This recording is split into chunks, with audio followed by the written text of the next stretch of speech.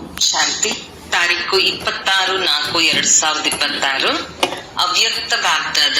Revise ತಾರೀಕು 31/12/2009. ಹೊಸ ವರ್ಷದಲ್ಲಿ ಎಲ್ಲ ಆತ್ಮರಿಗೆ ಸಂದೇಶವನ್ನು ಕೊಟ್ಟು ಗೋಲ್ಡನ್ ಪ್ರಪಂಚದ ಉಡುಗೊರೆ ಕೊಡಿ. ತಂದೆಯ ಸಮಾನರಾಗಲು ಆತ್ಮಾಭಿಮಾನಿಯಾಗುವ ಸ್ವಭಾವವನ್ನು ಸ್ವಾಭಾವಿಕವಾಗಿ ಮಾಡಿಕೊಳ್ಳಿ. ಈ ದಿನ ಬಾಗ್ದಾದರವರು ಪ್ರತಿಯೊಬ್ಬ ಮಗುವನ್ನು ಸ್ನೇಹ ಮತ್ತು ಬಾಗ್ದಾದರವರ ಪ್ರೀತಿಯಲ್ಲಿ ಲವಲೀನರಾಗುವ ಸ್ವರೂಪದಲ್ಲಿ ನೋಡುತ್ತಿದ್ದೇವೆ. ಒಬ್ಬೊಬ್ಬ ಮಗು ಪರಮಾತ್ಮನ ಪ್ರೀತಿಯಲ್ಲಿ ಹೊಳೆಯುತ್ತಿದ್ದಾರೆ. ಎಲ್ಲ ಮಕ್ಕಳು ಪ್ರೀತಿಯ ವಿಮಾನದಲ್ಲಿ ತಲುಪಿಬಿಟ್ಟಿದ್ದಾರೆ. ಹಾಗೆ ನೋಡುವುದಾದರೆ ಹೊಸ ವರ್ಷವನ್ನು ಆಚರಿಸಲು ಬಂದಿದ್ದೀರಿ. ಆದರೆ ಎಲ್ಲರ ಕಣ್ಣುಗಳಲ್ಲಿ ಏನು ಕಂಡು ಬರುತ್ತಿದೆ? ಹೊಸ ವರ್ಷ ನಿಮಿತ್ತ ಮಾತ್ರವಾಗಿದೆ. ಆದರೆ ತಮ್ಮೆಲ್ಲರ ನಯನಗಳಲ್ಲಿ ಯಾವ ಉತ್ಸಾಹವಿದೆ? 3 ಅಭಿನಂದನೆಗಳನ್ನು ನೀಡುತ್ತಿದ್ದೀರಿ. ಮೊದಲನೆಯದು ತಮ್ಮ ಹೊಸ ಜೀವನದ ಅಭಿನಂದನೆ, ಮತ್ತು ಎರಡನೆಯದು ಹೊಸ ಯುಗದ ಅಭಿನಂದನೆ, ಮತ್ತು ಮೂರನೆಯದು ಪರಿವಾರ ಮತ್ತು ತಂದೆಯ ಮಿಲನದ ಅಭಿನಂದನೆ. ತಮ್ಮ ಕಣ್ಣುಗಳಲ್ಲಿ ಏನು ಕಾಣುತ್ತಿದೆ? ತಮ್ಮ ನವಯುಗ ಮುಂದೆ ಬರುತ್ತಿದೆ ಅಲ್ಲವೇ? ಹೃದಯದಲ್ಲಿ ಉತ್ಸಾಹ ಬರುತ್ತಿದೆ. ನವಯುಗ ಬಂದೇ ಬಿಟ್ಟಿತು ಎಂಬ ಒಲವು ಬರುತ್ತಿದೆ. ಹೊಸ ಯುಗದ ಹೊಳೆಯುತ್ತಿರುವ ಡ್ರೆಸ್ ಎಷ್ಟೊಂದು ಎದುರಿನಲ್ಲಿ ಸ್ಪಷ್ಟವಾಗಿದೆ.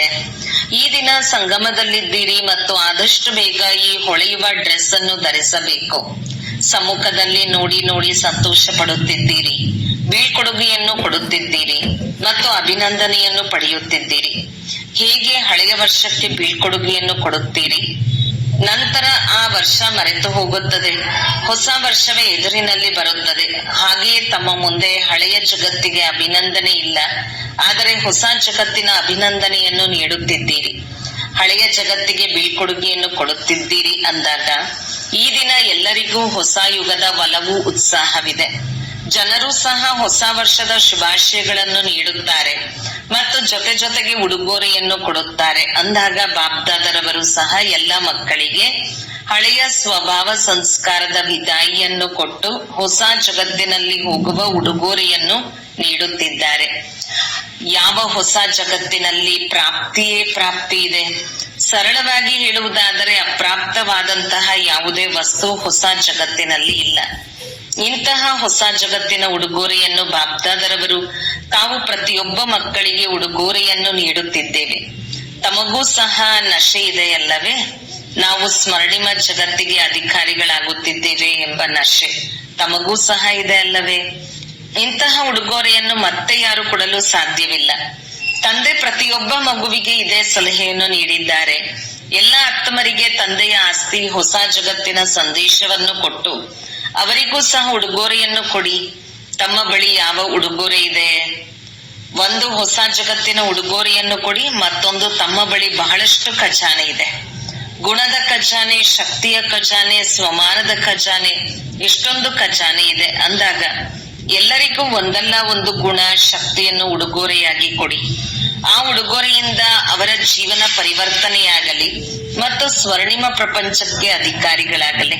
ಏಕೆಂದರೆ ಇತ್ತೀಚಿನ ದಿನಗಳಲ್ಲಿ ನೋಡುತ್ತಿದ್ದೀರಿ, 4 ಕಡೆ ದುಃಖ, ಅಶಾಂತಿ ಹೆಚ್ಚುತ್ತಿದೆ. 4 ಕಡೆ ಭಯ ಮತ್ತು ಅಶಾಂತಿ ಪ್ರತಿಯೊಬ್ಬರಲ್ಲೂ ಇದೆ. ಇಂತಹ ದುಃಖ, ಅಶಾಂತಿ ಆತ್ಮರಿಗೆ ಕೊನೆ ಪಕ್ಷ ಸಂದೇಶವನ್ನಂತೂ ನೀಡಿ. ಈಗ ತಂದೆ ಬಂದಿದ್ದಾರೆ. ಈಗಿನಿಂದಲೇ ತಂದೆಯ ಅವಿನಾಶಿ ಆಸ್ತಿಗೆ ಅಧಿಕಾರಿಯಾಗಿ ಈ ಸಂದೇಶವನ್ನು ಪ್ರತಿಯೊಬ್ಬ ಆತ್ಮನಿಗೆ ನೀಡುತ್ತಲೂ ಇದ್ದೀರಿ. ಆದರೆ ಈಗಲೂ ಸಹ ಕೆಲವು ತಂದೆಯ ಮಕ್ಕಳು ಸಂದೇಶದಿಂದಲೂ ಸಹ ವಂಚಿತರಾಗಿ ಉಳಿದಿದ್ದಾರೆ. ಆದರೂ ಸಹ ಒಬ್ಬ ತಂದೆಯ ಮಕ್ಕಳಲ್ಲವೇ? ತಮ್ಮ ಸಹೋದರ ಸಹೋದರಿಯರಿಗೆ ಈ ಸಂದೇಶದ ಉಡುಗೊರೆಯನ್ನು ಅವಶ್ಯಕವಾಗಿ ನೀಡಿ. ಯಾರೂ ಉಳಿದುಕೊಳ್ಳಬಾರದು. ಸೇವೆಯನ್ನು ಮಾಡುತ್ತಿದ್ದೀರಿ. ಬಾಬ್ದಾದರವರಿಗೆ ಮಕ್ಕಳ ಸೇವೆಯನ್ನು ನೋಡಿ ಸಂತೋಷವಿದೆ. ಆದರೆ ತಂದೆಯ ಆಸೆ ಆಗಿದೆ, ನನ್ನ ಯಾವುದೇ ಮಗು ಸಹ ಸಂದೇಶದಿಂದ ವಂಚಿತರಾಗಬಾರದು. ತಮಗೆ ಸ್ವರ್ಣಿಮ ಯುಗದ ಉಡುಗೊರೆ ಸಿಕ್ಕಿತು, ನಮಗೆ ಇದು ತಿಳಿಯಲೇ ಇಲ್ಲ, ನಮ್ಮ ತಂದೆ ಬಂದಿದ್ದರೂ ನಮಗೆ ಸಂದೇಶ ಸಿಗಲೇ ಇಲ್ಲ ಎಂಬ ದೂರನ್ನು ಹೇಳಬಾರದು. ಆದ್ದರಿಂದ ಈ ಹೊಸ ವರ್ಷದಲ್ಲಿ ಇದೇ ಪ್ರಯತ್ನವನ್ನು ಮಾಡಿ. ಯಾವುದೇ ಮೂಲೆ ಉಳಿದುಕೊಳ್ಳಬಾರದು ಎಂದು ಪರಸ್ಪರ ಪ್ಲಾನ್ ಮಾಡಿ. ದೂರು ಹೇಳಬಾರದು ಮತ್ತು ಖುಷಿಯಾಗಿರಬೇಕು. ನಮ್ಮ ತಂದೆ ಬಂದಿದ್ದಾರೆ ಎಂಬುದು ಗೊತ್ತಾಗಬೇಕು. ವಂಚಿತರಾಗಿ ಉಳಿಯಬಾರದು ಅಂದಾಗ ಈ ಹೊಸ ವರ್ಷದಲ್ಲಿ ಏನ್ ಮಾಡುತ್ತೀರಿ? ಪರಸ್ಪರ ಸೇರಿ ಪ್ಲಾನ್ ಮಾಡಿ. ಬಾಬ್ದಾದರವರಿಗೆ ಪ್ರತಿಯೊಬ್ಬ ಮಗುವಿನ ಮೇಲೆ ದಯೆ ಬರುತ್ತದೆ. ನಿಮಗೂ ಸಹ ತಮ್ಮ ಸಹೋದರ ಸಹೋದರಿಯರ ಮೇಲೆ ಈಗ ವಿಶೇಷ ದಯಾಹೃದಯಿಯಾಗಿ ಕಲ್ಯಾಣಕಾರಿ ಸ್ವರೂಪದ ಧಾರಣೆ ಮಾಡಿಕೊಂಡು ಎಲ್ಲರಿಗೆ ಸಂದೇಶವನ್ನು ಕೊಡಬೇಕು. ಕೊನೆಯ ಪಕ್ಷ ಇಂತಹ ದೂರನ್ನು ಹೇಳದಂತಿರಲಿ. ಈ ದಿನ ಎಲ್ಲಾ ಮಕ್ಕಳು ಹೊಸ ವರ್ಷವನ್ನು ಆಚರಿಸಲು ಬಹಳ ಒಲವು ಉತ್ಸಾಹದಿಂದ ತಲುಪಿದ್ದೀರಿ. ಬಾಬ್ದಾದರವರು ಒಬ್ಬೊಬ್ಬ ಮಗುವನ್ನು ನೋಡಿ ಯಾವ ಗೀತೆಯನ್ನು ಹಾಡುತ್ತಾರೆ ತಿಳಿದಿದ್ದೀರಲ್ಲವೇ? ವಾಹ್ ಬಲೆ ಮಕ್ಕಳೇ ವಾಹ್. ಯಾರು ಮೊದಲನೇ ಬಾರಿ ಬಂದಿದ್ದಾರೆ ಅವರಿಗೂ ಸಹ ಬಾಬ್ದಾದ ಅದೃಷ್ಟವಂತರು ಎಂದು ಹೇಳುತ್ತಿದ್ದೇವೆ. ಸಮಯ ಸಮಾಪ್ತಿಗೆ ಮೊದಲೇ ಬಾಬ್ದಾದರವರ ಮಗು ಆಗಿರುವಿರಿ. ಹೊಸ ಮಕ್ಕಳಿಗೆ ಬಾಬ್ದಾದ ಪದಮಾಪದಂ ಗುಣದಷ್ಟು ಅದೃಷ್ಟವಂತರಾಗುವ ಶುಭಾಶಯಗಳನ್ನು ನೀಡುತ್ತಿದ್ದೇವೆ. ಇತ್ತೀಚೆಗೆ ಬಾಬ್ದಾದರವರು ಪ್ರತಿಯೊಬ್ಬ ಮಗುವಿನಲ್ಲಿ ನೋಡಲು ಬಯಸುತ್ತೇವೆ. ಅದು ಯಾವುದು ಎಂದು ತಿಳಿದಿದ್ದೀರಾ? ಹೀಗೆ ಪ್ರತಿಯೊಬ್ಬರ ಹೃದಯದಲ್ಲಿ ಉತ್ಸಾಹವಿದೆ, ಲಕ್ಷ್ಯವಿದೆ, ಗುರಿ ಇದೆ.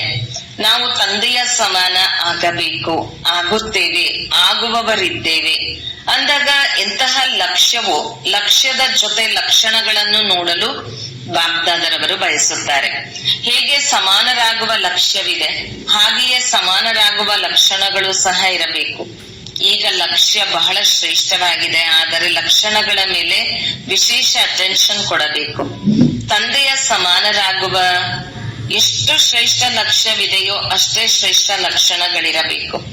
ಈಗಂತೂ ಕೆಲವು ಮಕ್ಕಳು ಲಕ್ಷಣಗಳನ್ನು ಧಾರಣೆ ಮಾಡಲು ಬಯಸುತ್ತಾರೆ, ಆದರೆ ಮಧ್ಯ ಮಧ್ಯದಲ್ಲಿ ಬಹಳ ಬಯಸುತ್ತೇವೆ ಆದರೆ ಎಂದು ಹೇಳುತ್ತಾರೆ.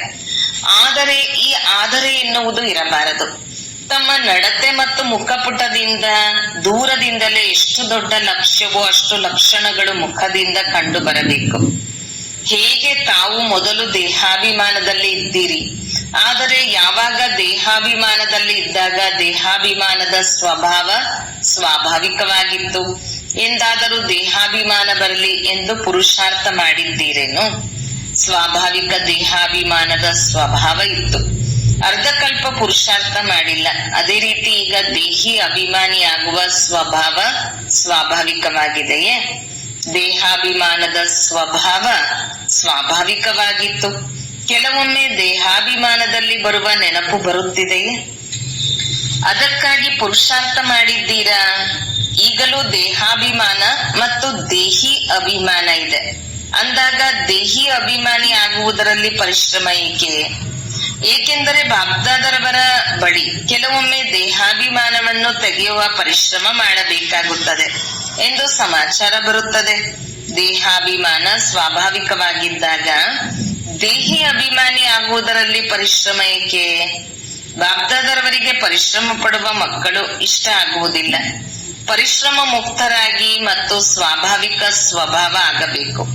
ಇದನ್ನೇ ಲಕ್ಷ್ಯ ಮತ್ತು ಲಕ್ಷಣ ಸಮಾನ ಎಂದು ಹೇಳಲಾಗುತ್ತದೆ. ನಂತರ ನೀವು ನೋಡಿ, ತಂದೆಯ ಸಮಾನರಾಗುವುದು ಬಹಳ ಸಹಜ ಮತ್ತು ಸ್ವಾಭಾವಿಕವಾಗಿರುತ್ತದೆ. ಹೇಗೆ ಬ್ರಹ್ಮ ತಂದೆಯನ್ನು ನೋಡಿದಿರಿ, ಇಷ್ಟು ದೊಡ್ಡ ಪರಿವಾರದ ಜವಾಬ್ದಾರಿ ಇದ್ದರೂ ಸಹ ದೇಹಿ ಅಭಿಮಾನದ ಸ್ವಾಭಾವಿಕವಾದ ಸ್ವಭಾವವಾಗಿತ್ತು. ಮಕ್ಕಳ ಮೇಲೂ ಜವಾಬ್ದಾರಿ ಇದೆ, ಆದರೂ ಬ್ರಹ್ಮ ತಂದೆಗೆ ಆ ಜವಾಬ್ದಾರಿ ಹೇಗೆನಿಸುತ್ತಿತ್ತು?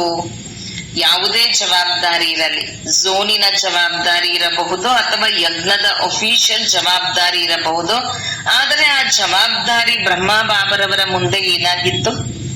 ಬ್ರಹ್ಮ ಬಾಬಾ ಶಿವಬಾಬರವರ ಸಹಯೋಗದಿಂದ ಪ್ರತ್ಯಕ್ಷ ರೂಪದಲ್ಲಿ ಮಾಡಿಸುವವರು ಮಾಡಿಸುತ್ತಿದ್ದಾರೆ. ನಾವು ಮಾಡುವವರಾಗಿ ತಂದೆಯ ಸಮಾನ, ಭಿನ್ನ ಹಾಗೂ ಪ್ರಿಯರಾಗಿದ್ದೇವೆ ಎಂದು ತೋರಿಸಿದರು. ತಂದೆಯ ಸಮಾನರಾಗಬೇಕೆಂದರೆ ಏನೇ ಆಗಲಿ, ಮನಸ್ಸ ವಾಚ ಕರ್ಮಣ ಕರ್ತವ್ಯಗಳಿರಲಿ, ಆದರೆ ನಾನು ಮಾಡುವವನಾಗಿದ್ದೇನೆ, ಟ್ರಸ್ಟಿ ಆಗಿದ್ದೇನೆ, ಮಾಡಿಸುವ ಮಾಲೀಕ ಶಿವಬಾಬಾ ಆಗಿದ್ದಾರೆ. ಆದರೆ ಮಾಡಿಸುವಂತಹ ಪಾಠ ನಡೆಯುತ್ತಾ ನಡೆಯುತ್ತಾ ಮರೆತು ಹೋಗುತ್ತದೆ ಅಂದಾಗ ಲಕ್ಷ್ಯ ಮತ್ತು ಲಕ್ಷಣಗಳನ್ನು ಸಮಾನ ಮಾಡಬೇಕು. ಈಗ ಹಳೆಯ ವರ್ಷಕ್ಕೆ ವಿದಾಯಿ ಕೊಡುವುದರ ಜೊತೆ ಈ ಲಕ್ಷ್ಯವನ್ನು ಲಕ್ಷಣದಲ್ಲಿ ತರಬೇಕು. ಹೊಸ ವರ್ಷವಂತೂ ಹೊಸ ಮಾತಾಗಿದೆ. ಏನು ಮಾಡಲಿ, ಮಾಯೆ ಬಂದು ಬಿಡುತ್ತದೆ. ಬಯಸುವುದಿಲ್ಲ, ಆದರೆ ಬಂದು ಬಿಡುತ್ತದೆ. ಈ ಶಬ್ದ ಮತ್ತು ಸಂಕಲ್ಪ ಹಳೆಯ ವರ್ಷದ ಜೊತೆ ಇದಕ್ಕೂ ವಿದಾಯಿ ಕೊಟ್ಟು ಬಿಡಿ. ಕೇವಲ ವರ್ಷಕ್ಕೆ ವಿದಾಯಿ ಕೊಡುವುದಲ್ಲ, ಮಾಯೆ ಬಾಬ್ದಾದರವರ ಬಳಿ ಬರುತ್ತದೆ. ಮತ್ತೆ ಏನು ಹೇಳುತ್ತದೆ ಎಂಬುದು ಬಾಬ್ದಾದರವರು ತಿಳಿಸಿದರು. ನಾನಂತೂ ತಿಳಿದುಕೊಳ್ಳುತ್ತೇನೆ, ನನಗೆ ಹೋಗುವ ಸಮಯ ಆಗಿದೆ.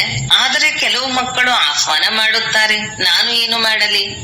ಇಂದು ಬೀಳ್ಕೊಡುಗೆಯ ಜೊತೆ ಮಾಯೆಯ ಭಿನ್ನ ಭಿನ್ನ ರೂಪಕ್ಕೂ ಸಹ ಬೀಳ್ಕೊಡುಗೆ ಕೊಡಬೇಕು. ಸಾಹಸ ಇದೆಯೇ? ಸಾಹಸ ಇದೆಯೇ? ಕೈ ಎತ್ತಿ. ಬೀಳ್ಕೊಡುಗೆ ಕೊಡುವ ಸಾಹಸ ಇದೆಯೇ? ಹಿಂದೆ ಇರುವವರಿಗೆ ಸಾಹಸ ಇದೆಯೇ? ಯಾರಲ್ಲಿ ಸಾಹಸ ಇದೆಯೋ ಅವರು ಕೈ ಎತ್ತಿ. ತಂದೆ ಈ ಸಾಹಸದ ಬಹಳ ಪದಮದಷ್ಟು ಶುಭಾಶಯಗಳನ್ನು ಕೊಡುತ್ತಿದ್ದಾರೆ. ಏಕೆ? ಬಾಬ್ದಾದರವರು ಏಕೆ ಇದರ ಮೇಲೆ ಗಮನ ಸೆಳೆಸುತ್ತಿದ್ದಾರೆ? ಏಕೆಂದರೆ ಪ್ರಪಂಚದ ಪರಿಸ್ಥಿತಿಗಳು ತುಂಬಾ ಜೋರಾಗಿ ಕೆಡುತ್ತಿರುವುದು ತಾವೆಲ್ಲರೂ ನೋಡುತ್ತಿದ್ದೀರಿ. ಮತ್ತು ಬಾಬ್ದಾದರವರ ಮಹಾವಾಕ್ಯ ಅಚಾನಕ್ ಆಗುವುದಿದೆ. ಸಮಯದಿಂದ ನಡೆಯುತ್ತಿದೆ. ಅಚಾನಕ್ ಆಗುವುದಿದೆ ಮತ್ತು ಬಹಳ ಸಮಯದ ಅಭ್ಯಾಸವಿಲ್ಲವೆಂದರೆ ಅಚಾನಕ್ ಸಮಯದ ಅಭ್ಯಾಸದ ಅವಶ್ಯಕತೆ ಇದೆ ಅಲ್ಲವೇ ಹೇಳಿ?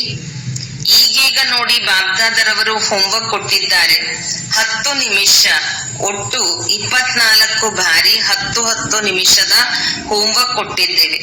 ಕೆಲವು ಮಕ್ಕಳಿಗೆ ಕಷ್ಟ ಆಗುತ್ತಿದೆ ಅಂದಾಗ ಯೋಚನೆ ಮಾಡಿ, ಒಂದು ವೇಳೆ 10 ನಿಮಿಷದ ಅಭ್ಯಾಸ ಆಗಲಿಲ್ಲವೆಂದರೆ ಅಚಾನಕ್ ಸಮಯದಲ್ಲಿ ಏನು ಮಾಡುತ್ತೀರಿ? ಬಾಬ್ದಾದರವರಿಗೆ ತಿಳಿದಿದೆ, 24 ಬಾರಿ ಮಾಡುವುದರಲ್ಲಿ ಕೆಲವರಿಗೆ ಸಮಯ ಬಹಳ ಕಡಿಮೆ ಸಿಗುತ್ತದೆ. ಆದರೆ ಬಾಬ್ದಾದರವರು 10 ನಿಮಿಷ ಒಂದೇ ಸ್ಮೃತಿಯಲ್ಲಿ ಯಾವಾಗ ಬೇಕು, ಹೇಗೆ ಬೇಕು ಹಾಗೆಯೇ ಮಾಡಲು ಸಾಧ್ಯವಾಗುತ್ತದೆಯೇ ಎಂದು ಟ್ರಯಲ್ ಮಾಡಿದರು. ಬಾಬ್ದಾದರವರು ಈಗಲೂ 10 ನಿಮಿಷ ಮಾಡಿ ಎಂದು ಹೇಳುವುದಿಲ್ಲ. ಮಾಡಲು ಆಗಲಿಲ್ಲವೆಂದರೆ ಯಾರಿಗೆ ಆಗುತ್ತದೆಯೋ ಅವರು ಮಾಡಲಿ. ಒಂದು ವೇಳೆ ಮಾಡಲು ಆಗಲಿಲ್ಲವೆಂದರೆ 5 ನಿಮಿಷ ಮಾಡಿ. 5 ನಿಮಿಷದಿಂದ 7-6 ನಿಮಿಷ ಹೆಚ್ಚಿಸಲು ಸಾಧ್ಯವಾಗುತ್ತದೋ ಅಷ್ಟು ಪ್ರಯತ್ನ ಮಾಡಿ. ಬಾಬ್ದಾದರವರು ಸ್ವಯಂ ಹೇಳುತ್ತಿದ್ದಾರೆ, ಇದರಲ್ಲಿ ಅಂತಹ ಮಾತು ಇಲ್ಲ. ಒಂದು ವೇಳೆ 10 ನಿಮಿಷ ಹೆಚ್ಚು ಸಮಯ ಎನಿಸಿದರೆ 8 ನಿಮಿಷ ಮಾಡಿ, 9 ನಿಮಿಷ ಮಾಡಿ. ಎಷ್ಟು ಹೆಚ್ಚಿಸಲು ಸಾಧ್ಯ ಆಗುತ್ತದೋ ಅಷ್ಟು ಅಭ್ಯಾಸ ಮಾಡಿಕೊಳ್ಳಿ. ಏಕೆಂದರೆ ಬಹಳ ಕಾಲದ ವರದಾನ ಪ್ರತ್ಯಕ್ಷವಾಗಿ ಈಗ ಮಾಡಲು ಆಗುತ್ತದೆ. ಒಂದು ವೇಳೆ ಈಗ ಬಹಳ ಕಾಲದ ಅಭ್ಯಾಸ ಇಲ್ಲವೆಂದರೆ ಈಗಿನ ಬಹಳ ಕಾಲದ ಪುರುಷಾರ್ಥದ ಯಾವ ಪ್ರಾಪ್ತಿ ಇದೆಯೋ ಅರ್ಧಕಲ್ಪದ ಪ್ರಾರಬ್ಧದಲ್ಲಿ ಬಹಳ ಕಾಲದ ಅಭ್ಯಾಸದಲ್ಲಿ ಅಂತರ ಬರುತ್ತದೆ. ಒಂದು ವೇಳೆ ಈಗ ಕಡಿಮೆ ಸಮಯ ಕೊಟ್ಟರೆ ಅದರಿಂದ ಎಷ್ಟು ಸಾಧ್ಯ ಆಗುತ್ತದೋ ಅಷ್ಟು ಮಾಡಲು ಬಾಬ್ದಾದರವರು ಹೇಳಿದ್ದಾರೆ. ಒಂದು ವೇಳೆ 10 ನಿಮಿಷ ಮಾಡಲು ಆಗಲಿಲ್ಲವೆಂದರೆ 5 ನಿಮಿಷಕ್ಕಿಂತಲೂ ಹೆಚ್ಚು ಮಾಡಿ. 7 ನಿಮಿಷವಾದರೂ ಮಾಡಿ, 8 ನಿಮಿಷವಾದರೂ ಮಾಡಿ, 5 ನಿಮಿಷ ಆದರೂ ಮಾಡಿ. ಆದರೆ ಒಮ್ಮೊಮ್ಮೆ 10 ನಿಮಿಷಗಳ ಅಭ್ಯಾಸವಿದ್ದರೆ ಒಳ್ಳೆಯದು. ಏಕೆಂದರೆ ಮುಂದೆ ಇಂತಹ ಸಮಯ ಬರುತ್ತದೆ, ಆಗ ಸ್ವಯಂಗಾಗಿ ಹಾಗೂ ವಿಶ್ವಕ್ಕಾಗಿ ಕಿರಣಗಳನ್ನು ಕೊಡಬೇಕಾಗುತ್ತದೆ.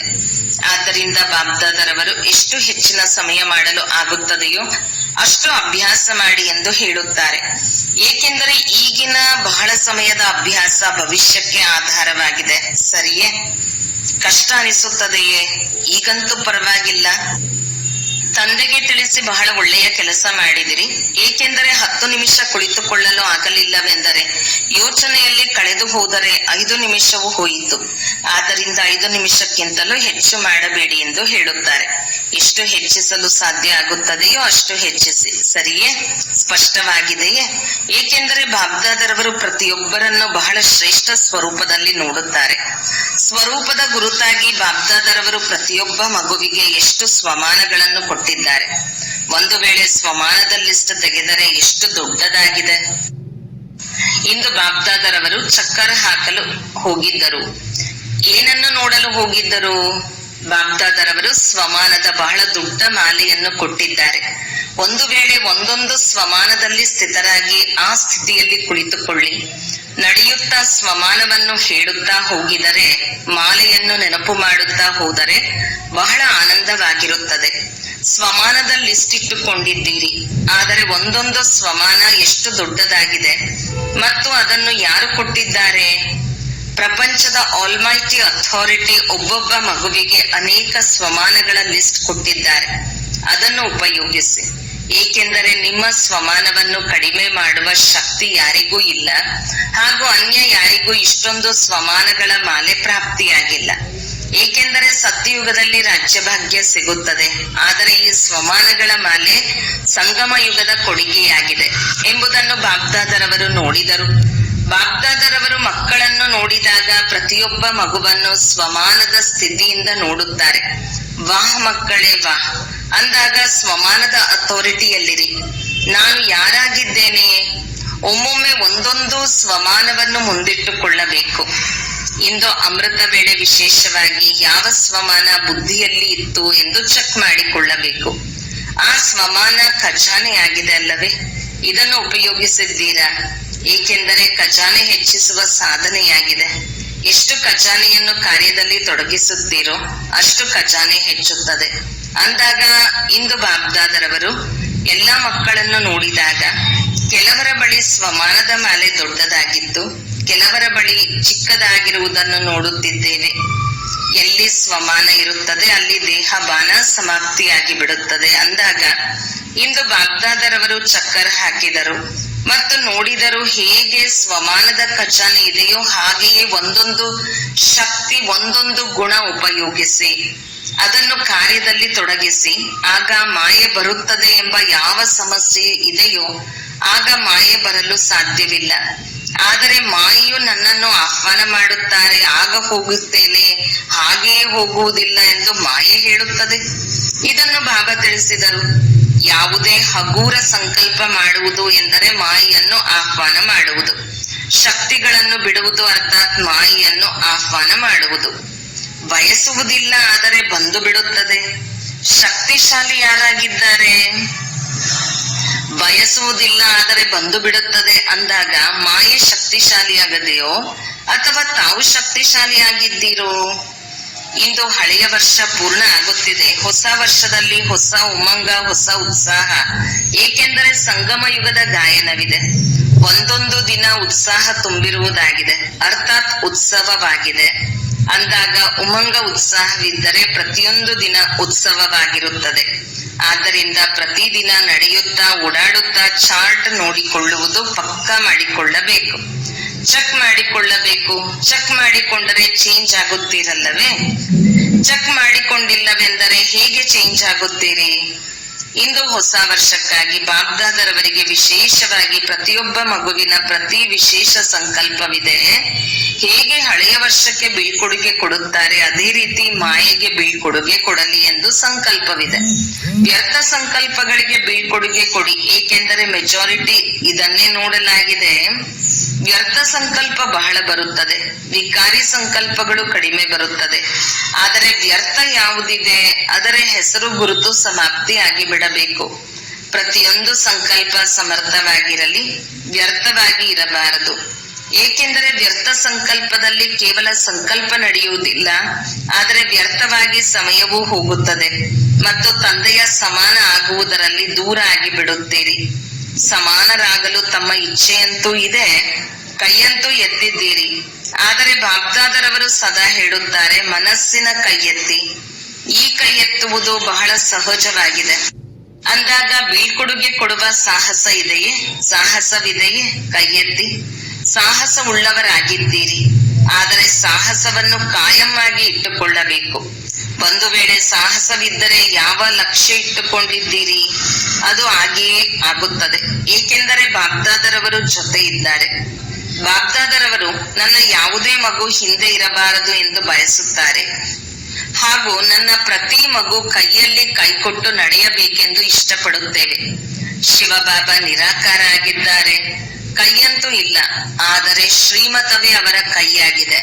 ಹೆಜ್ಜೆ ಹೆಜ್ಜೆಗೂ ಶ್ರೀಮತದಂತೆ ನಡೆಯುವುದು, ಅರ್ಥಾತ್ ಕೈಯಲ್ಲಿ ಕೈಕೊಟ್ಟು ನಡೆಯುವುದು. ಎಲ್ಲರಿಗೂ ಹೊಸ ವರ್ಷದ, ಹೊಸ ಜೀವನದ, ಹೊಸ ಯುಗದ 3ರ ಪದಮಾಪದಮದಷ್ಟು ಶುಭಾಶಯಗಳು. ಒಳ್ಳೆಯದು. ಇಂದು 4 ಕಡೆಯ ದೇಶ ವಿದೇಶದ ಪ್ರತಿಯೊಬ್ಬ ತಂದೆಗೆ, ಪ್ರಿಯ ತಂದೆಗೆ, ಮುದ್ದಾದ ತಂದೆಗೆ, ಅಗಲಿ ಹೋಗಿ ಸಿಕ್ಕಿರುವ ಮಕ್ಕಳಿಗೆ ಬೀಳ್ಕೊಡುಗೆ ಹಾಗೂ ಶುಭಾಶಯಗಳು.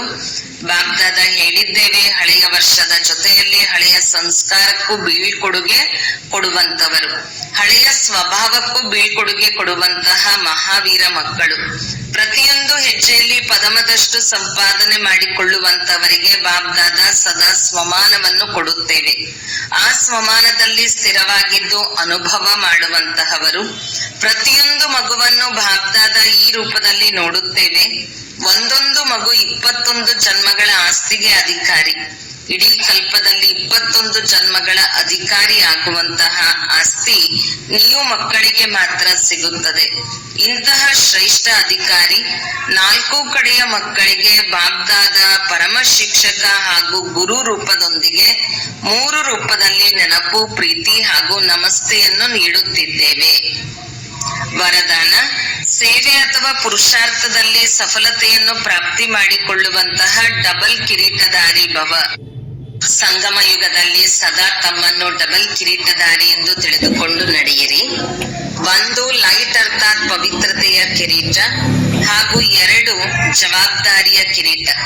ಪವಿತ್ರತೆ ಹಾಗೂ ಶಕ್ತಿ, ಲೈಟ್ ಹಾಗೂ ಮೈಟ್ನ ಕಿರೀಟವನ್ನು ಧರಿಸುವವರಲ್ಲಿ ಡಬಲ್ ಫೋರ್ಸ್, ಶಕ್ತಿಯನ್ನು ಸದಾ ಕಾಯಂ ಆಗಿರುತ್ತದೆ.